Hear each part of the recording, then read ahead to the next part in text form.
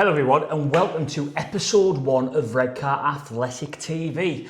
Brand new weekly series documenting everything that's happened with Redcar Athletic over this what could be a monumental 26-27 season for the Steelmen. Off the back of back-to-back promotions, the team's hoping for back-to-back in their first season at the Northern Premier League. I'm joined by my good friend and colleague Danny Cooper. Danny Cooper, how are you doing, my friend? I'm really well. You know, the season's almost here. We're almost back. We've had the distraction of the World Cup and all of that. Yeah, it got in the way a bit, didn't it? We're now back to the proper stuff. And it is proper stuff as well. Obviously the story of Redcar Athletic's been absolutely monumental over the last couple of seasons. Carl Jarrett's first 2 seasons in charge of the club, got promotion both times. It's obviously something he's not alien to, but it's new to Redcar Athletic. In the Northern League for a long time. But what's been an unbelievable last 2 seasons, and it's safe to say the ambition of the club is, let's not just rest on our laurels, they want to go for it again, Danny. And speak Redcar Athletic fans, they're all super excited for the season. It could be a banger, couldn't it? It could, and when you talk about ambitions, I know we might come on to it later on with some of the players that have stayed, but this is also allowing Redcar to bring in players that shouldn't really be playing at this level, or shouldn't really be playing for Redcar Athletic, but because of where, everyone at the club sees the club in the next few years, where Carl and his staff see the club in the next few years, everything's starting to be ran like an operation that is already a couple of leagues above.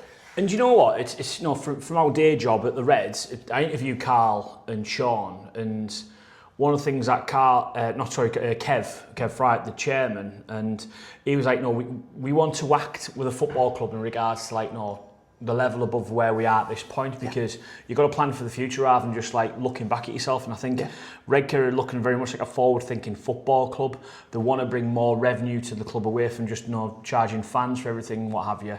So make it also sustainable for the future, which we look at the budget they've got to play, but also the players made to attract. It shows that, Danny, doesn't it? Yeah, it really does. I mean, some of the best business Redcar have done this summer, when you talk about the budgets, this, that, the other, is keeping players. For me personally, Josh Masfari staying around the place, Oscar Fletcher staying around the place, and of course Adam Boyes.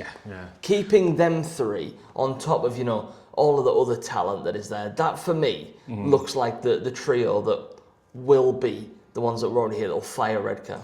Yeah, without a doubt. And one big sign for me, Danny, that they made during the season last season, and he looks like he's going to be defensive linchpin all season. Danny Rowe. Also, he managed to surprise him away from Spennymoor Town last season. Football League experience. What a player. And you saw that against Hartlepool United, and he was Colossus at the back. Anything that was in the air, he was winning it. It's that kind of experience which is going to be vital for if the Redcar are really serious about the promotion campaign this year, isn't it? Yeah, it is. And a season's a really long season. Having players like that around the place, him, Lewis Hawkins as well, another one with that really top level experience. There will be, and I'm sure Carl and the team aren't sort of shying away from this, there will be tough patches throughout the course of the season, but when it's not going your way, who can you lean on?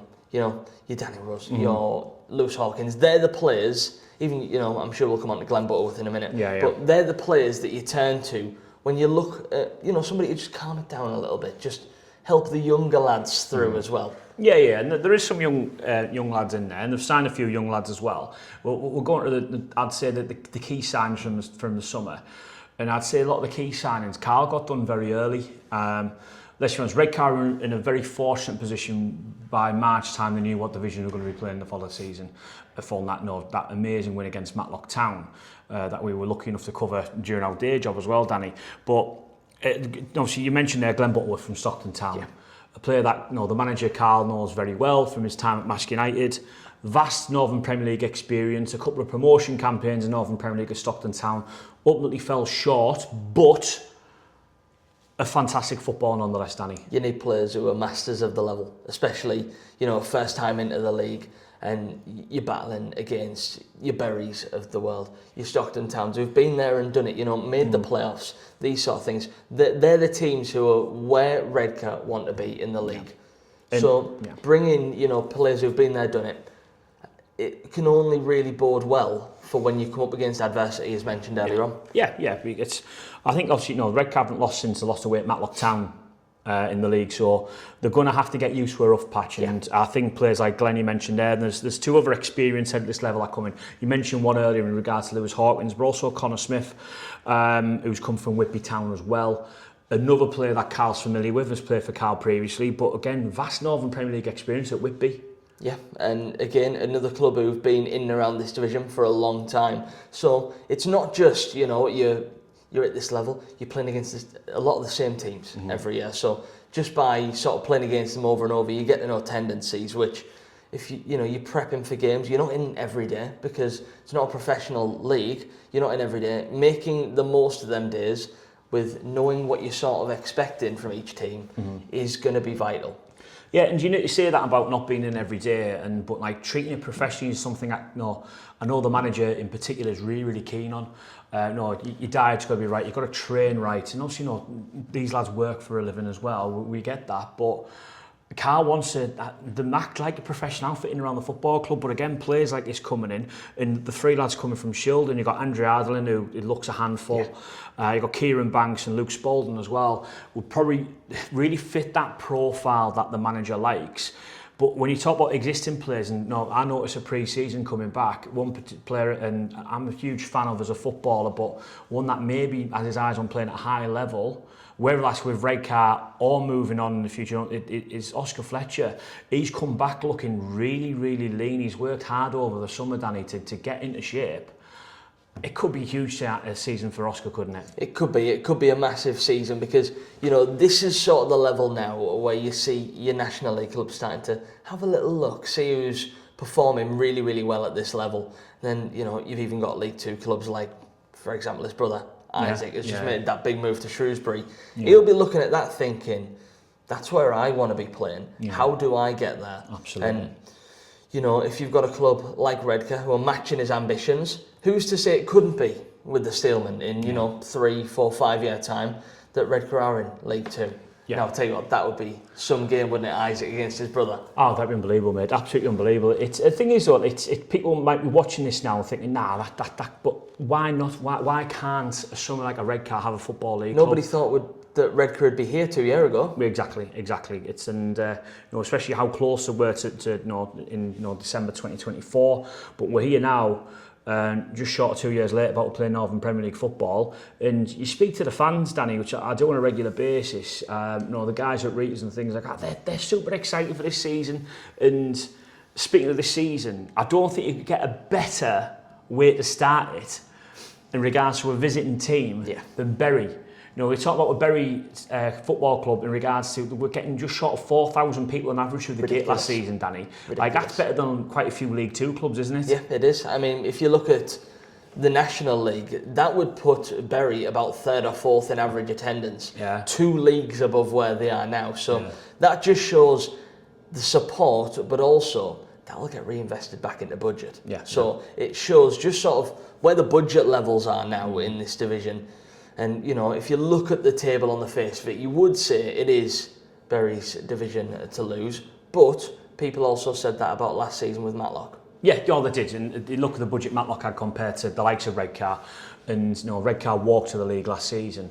And one thing that Redcar will have massively in their favour going into Saturday, it's going to be a buoyant crowd, and obviously there's quite a lot of visiting Bury fans in there, which is going to be fantastic commercially for the football club. And it's that kind of thing which makes Redcar sustainable, can reinvest into budget, but also make sure that they continue doing what they're doing. But momentum on the pitch for Redcar Athletic, and they've kept a crook of the mainstays of the football side from last season, who've got them through the leagues.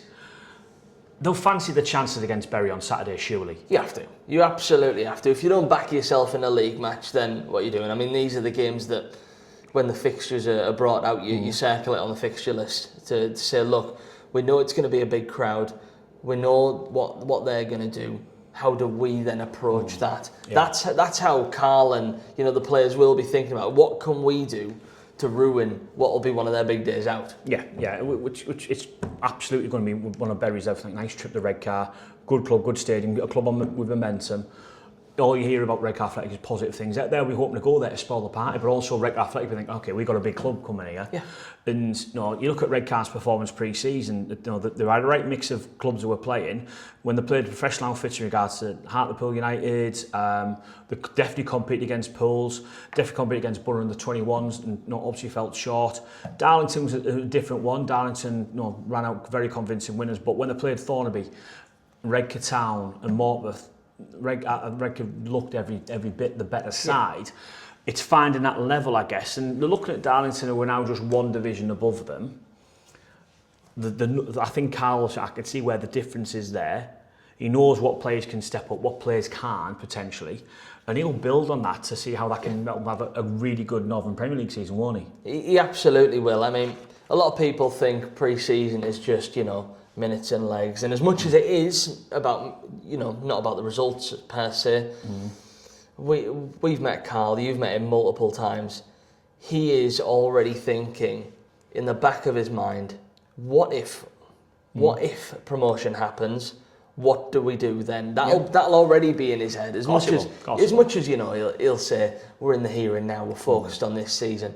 In the back of his mind, you can imagine that will be in there. So to already have those thoughts and that belief, that says a lot. Yeah, without a doubt. And obviously, Bury coming up on Saturday, huge game for the football club. The Steelmen are going to need your support as well. Tickets are on sale. We know there's a big crowd coming from northwest, coming from near Manchester with Bury. I think they need as many supporters there. And no, even if you're not a Redcar Athletic supporter and you're watching this now, we know Middlesbrough playing Friday night, so you need to get yourself there on Saturday and support the Steelmen. What a day out it is, by the way. You've got the clubhouse, you've got people going out in Redcar before and after, food spots, whatever you want to do on a Saturday, there is something there. Yeah. It's a great place to go and watch football, and the football club have also put new developments in, not just on the pitch. The budget's gone off the pitch. There's 2 new stands got in over the other side there as well. There's a new hospitality lounge as well, which is at if you want something a bit fancier on your Saturday afternoon, you can go and do that as well, Danny. But again, it's helped increase the revenue, make the football club more sustainable, and that's vitally important for the continuity of Redcar Athletic. And there's nothing quite like supporting our region. No. As much as there'll be, your derby games, your rivalry games between sides in our area, there's nothing like helping each other, is there? No, without a doubt. And them derby games, they're going to be the Teesside derby with Stockton Town. I think it's going to be a lot of fun. 2 football clubs have nothing but respect for each other as well. I really want to see Stockton have a good season as well. Obviously not to the detriment of Redcar Athletic, but I want to see Stockton have a good season. Then there's Whitby Town, not too far away as well, and there's a couple of Whitby players now at Redcar, and they'll be looking to try and beat them as well. So it's some good derbies. And the storylines up and down the league, isn't there, with all of the different sides. And just going back to the Bury game, because of how big of an afternoon it's going to be and what an occasion it's going to be. Should Redcar win that game, theoretically comfortably, so say Redcar went out 3-1, just imagine the confidence boost that's going to give not just the coaching staff and the players, but also the supporters as well, who you just step up into a new league and then you go and beat the title favourites comfortably. Yeah. The amount of games you play Saturday, Tuesday now, it's going to make that period so much easier, isn't it? No, without a doubt. And I think even on a perspective regards, you're just going to be competitive in that game as well, because if in regards to a visit, I don't think it's going to be a tougher visit than Bury. And it's nice to get that out of the way. And one thing I do where the fixtures have worked quite nicely in regards to the first away game is Workington away, a team that avoided relegation by 1 point, finished 1 point above Prescott Cables last season. So I think if Redcar, let's say they get a draw on Saturday, which won't be the worst result in the world. You take it, but then go and win away at Workington on 4 points from 2 games. You're not exactly turning your nose up at that, are you? No, it's absolutely that's a good start, and I dare say that the club will be aiming for that. But there's no reason why they can't go and beat Bury as well. But Workington brings a very, very winnable proposition. Working regards football club have just moved grounds as well. They're playing the Speedway track now, so we know the atmosphere is not going to be as good as it possibly could do in a proper football ground, like a Green Lane. So 2 very, very different fixtures for the Steelmen starting the season, but one where I think the aim will be 4 points from Carl Jarrett, won't it? It absolutely has to be. I think that is your bare minimum. I think you want to be undefeated as Redcar are in competitive games for as long as you can possibly be, because being hard to beat is equally as important as, being able to go and beat a team 4 or 5-0. If you're hard to beat in those big games, like the Berries, like the Stockton Town games, that's going to make a difference on the points total come the end of the season. Now, I want to ask you this. The season approaching, I want your predicted finish for Redcar Athletic and your top scorer for Redcar Athletic. Right, okay. Top scorer, I think, is an easy one. Yeah. I can never look past Adam Boyce. No. Watching Bosch play for numerous years now, from his mask days as well, I do think he's in, last season, I think it's the best shape I've ever seen him in. Bearing in mind, he was once FA Cup Golden Boot winner. I mean, I remember seeing him walking out with the FA Cup one year. Unbelievable moment for the lads. I don't know him on a personal level, but anything I hear, he's a wonderful, wonderful lad, but a wonderful footballer. He's got a lot in his locker. So I do think Adam Boyce will be top scorer. I do think Redcar will flirt with automatic promotion. I really do think, but I think budget-wise, I think top 6 is the aim, and I do expect Redcar to finish in the playoffs. How that goes after that point, I think a big part of that is going to be obviously keeping the right players fit. The leadership, the likes of Danny Rowe and Glenn Butler have come on the side, and people like that is going to be vital. I'd say keeping older Josh Musfari for the whole season as well is going to be really vital in that one. Are you surprised that he's still there now? I am, yeah. I ultimately am, Danny, yeah. Every time I see Josh playing goal, I just think you're a professional footballer. I really do. I think Redcar will probably count themselves lucky that Josh is still a Redcar player, but he also enjoys playing at the club. How much of a testament is that to the belief and the ambition shown by everybody from the coaching staff to everybody, the directors? Without a doubt, yeah. To keep a player like Josh at the football club and not having contracted for as long as I've done, I think, again, it's like, I dare say he's had his options, yeah? I dare say he's had his options. Maybe go play National League North or what have you, but if he hasn't, I'd be wholly surprised. But this is him playing at another level. Competitive men's football, he's in good shape. Everything about him in regards to how he look at a goalkeeper, he's got the lot. His body shape, how he commands crosses, one-on-one saves, his flexibility of his feet and things like that. I love watching him play, I really, really do. He pulls off saves most games. I go, how on earth have you done that, young man? How on earth have you done that? Which is why I do think he will go and play a high level. But if Redcar Athletic get the whole season of Josh Musfari in goal, I think that'll go a long way to them going in the playoffs. But one thing I think is going to be vital, and this is kind of radical, it's people getting down to Green Lane every week, Danny. Absolutely. It's so important, because we look back to that Matlock game, for example, and I know there was plenty of people I know in Middlesbrough supporters who were there for the game. Think, oh my God, this is a great time, because the atmosphere was hostile but also fun. Do you know what I mean?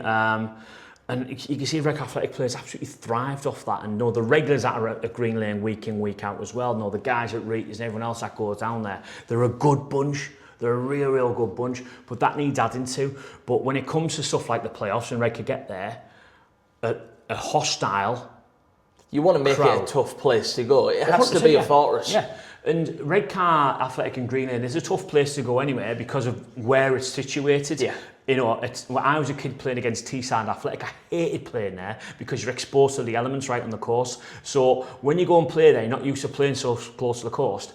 That obviously will add to the... Especially in a cold Tuesday night at Redcar. Yeah, it's not a nice place to go and play football if you're not used to it. But obviously the Redcar players will be used to that and the fans are used to it. So they use that to their advantage. But by the time the playoffs come along, Danny, there might be a bit of wind, but it's got a little bit warmer. So by the time they need a crowd. But I think what will help that is, as a football club, Redcar Athletic, we're telling people about what's happening there and getting more people down there, and it gets used to a good healthy habit of like Borough away, Hartlepool away, let's go watch Redcar Athletic. If you're a Redcar Town supporter and you can't quite go to their game, down to Kendal last week, it's a bit of a trek.